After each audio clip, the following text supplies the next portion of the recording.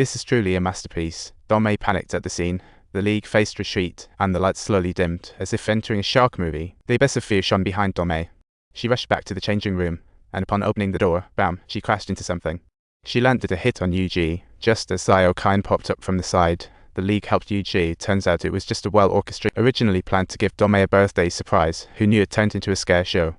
In the dead of night, the cinema was empty. Sayo-Kine and Yuji began a secret filming plan, with Yuji filming and Sayo-Kine waving the white eagle to show movies, but soon, Sayo-Kine turned into a sleepy kitten, dozing off in the screening room, and when she woke up, it was perfectly breakfast time the next day. To evade discovery, she hurried to the screening hall, detecting Yuji, but found her gone. Yuji seemed to have vaporized into thin air, leaving only a camera behind. Could she be using the Mrs. Vanish trick? Sayo-Kine, full of doubts, went to check the recorder when Dome appeared behind her. Oh my, cute craft. To avoid suspicion, Sayo-Kine had to fabricate a story, claiming she forgot something important, and Dome not buying it. Dome then asked Sayo-Kine if she had seen Yuji. She realized she sent the wrong reel to the producers last night. The producers urgently needed to find Yuji for clarification, and Sayo-Kine innocently said, "I just arrived." At that moment, the intercom suddenly stated, capturing Dome. Sayo-Kine grabbed the recorder, quickly hiding in the warehouse to check. She indeed uncovered something suspicious. What she saw was strange footage.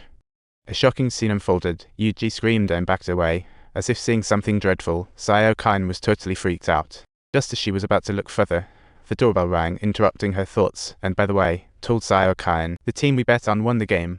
We can cash in our hefty prizes after work." Sayo-Kine was a bit tempted to, but she flat out declined. Anyway, she had other matters, so she asked her mates to help claim the prize. She planned to use the money to redeem Dome's watch. After work, Sayo-Kine came to Yuji's home but got no reply. After several callouts, she found the door unlocked, so Sayo-Kine puzzledly pushed open the door and entered. Strangely enough, the fan was still whirring, as if someone had been home, but she felt increasingly fruitless and was ready to leave. Suddenly, she noticed a big black footprint on the floor, touching the mud on it. It was still wet. Following the footprint, Sayo-Kine arrived at the wardrobe. Seemingly someone was hiding inside. She cautiously approached, ready to check it out. Subtitles, heartbeats raced, as if facing unknown fear. Then, in a flash, the door opened to reveal nothing. Sayo-Kine, seeing nothing, headed home, but was blocked by the mob for not delivering the unedited film on time. The mob was also on the lookout for Yuji, seeking some answers, but as expected, found nothing and set their sights on Sayo-Kine. Sayo-Kine was clueless. The mob didn't care and threatened him. "If you don't hand over the uncut footage before the film debuts, we'll chop your mama's flowers." With no other choice, Sayo-Kine reluctantly agreed. Under the cover of night, she quietly played the film, resulting in an unexpected to her shock. The footprints appearing in the film were exactly the same as those at Yuji's house, all heading toward the wardrobe. Time cell. But the phone rang from the screening room, leaving Sayo-Kine to follow the sound. She noticed the sound was coming from the screen, only to discover that the production team she had seen earlier had fully entered the movie, including Yuji. Everyone had their eyes gouged out, tragically perished in Fusen Cousin's place. Seeing this, Sayo-Kine was utterly stunned. She couldn't bear to stay a second longer in the cinema, quickly grabbed her bag and chose to leave, only for the mob to spot her. The clothing and hairstyle matched Fusen Cousin's perfectly. She didn't have time to think, bolting out of the cinema.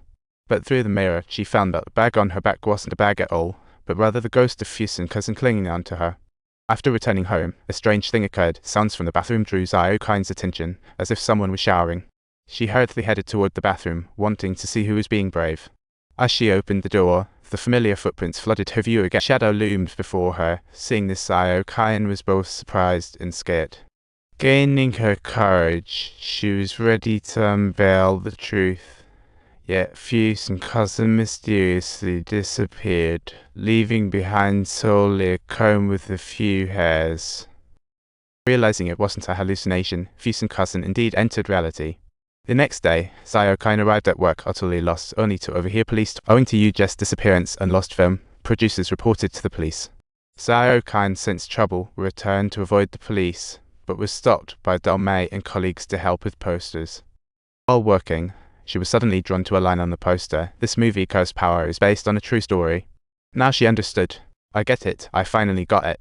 Looks like these strange occurrences weren't out of nowhere. It's Fusen Cousin transforming into a ghost for revenge." She hid in a corner, observing Yuji's live footage frame by frame, and spotted Fusen Cousin. She had been sitting in the cinema seat at that time. Oh my, Sayo-kan and her buddies looked through the window. Indeed, in the crowd.